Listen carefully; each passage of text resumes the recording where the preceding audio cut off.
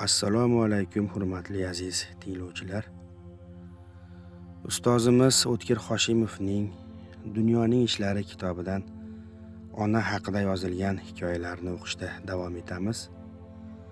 Bugungi hikoyamiz qisqa bo'lishiga qaramasdan juda katta ma'nolarni o'z ichiga oladi va insonni o'yga toldiradi. Ijozatlaringiz bilan o'qishni boshlaymiz.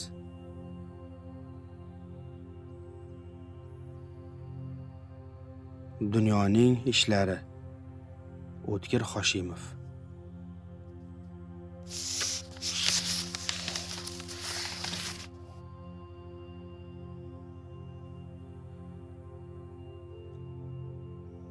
Oq marmar, qora marmar.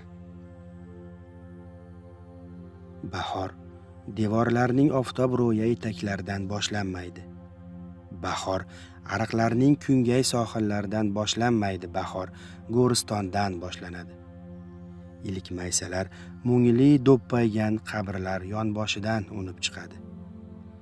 To'ng'ich chuchmomalar eng avval sukutga cho'mgan qabriston ustida ma'yus qo'ng'irog'ini chaladi. Bag'riqon qizg'aldoqlar birinchi bo'lib mana shu yerda ochiladi. Kim bilsin, tabiatning marhumlar ruhiga yilda bir marta ko'rsatadigan marhamati ehtimol shudir. Cho'g'dek lovullagan qizg'aldoqlar, saf tortgan gulsafsarlar orasida marmar toshlar ko'rinadi.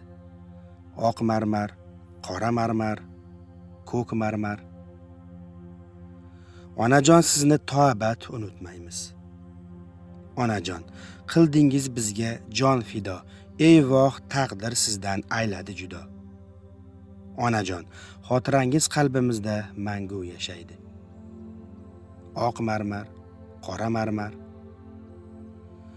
Bu so'zlarning har bitta harfiga qanchadan qancha ko'z yoshi tomganini bilaman. Ehtimol bular inson bolasining hayotda aytgan eng rost so'zlaridir. Faqat har gal ularni o'qiganda bir narsani o'ylayman.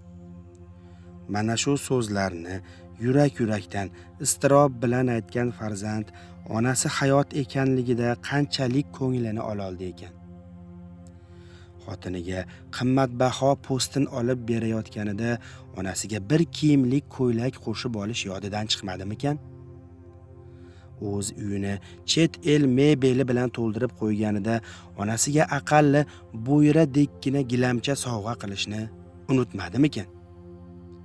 Qizini tug'ilgan kunida atlas ko'ylak, o'g'lini velosiped bilan qutlaganida onasiga oddiy bir paypoq olib berishni esidan chiqarmadimikan? Bilmadim. Faqat bir narsani aniq aytishim mumkin. Mabodo Tangri marhumlarga qayta jon ato qilsa-yu, onalar tirilib qolsa, hayot paytida mehr berganmi, bermaganmi, baribir farzandlarini maqtab gapirgan bo'lardi. Onalar hatto vafotidan keyin ham onaligicha qoladi. Bahor devorning oftob ro'ya etaklaridan boshlanmaydi. Bahor ariqlarning kungay sohillaridan boshlanmaydi. Bahor mana shu yerdan boshlanadi. Qabrlar ustida qo'ng'iroq chalgan chuchmomalar, lovullab yongan qizg'aldoqlar onalarning farzandini yupatish uchun taqdim etgan chechaklari bo'lsa ajab emas.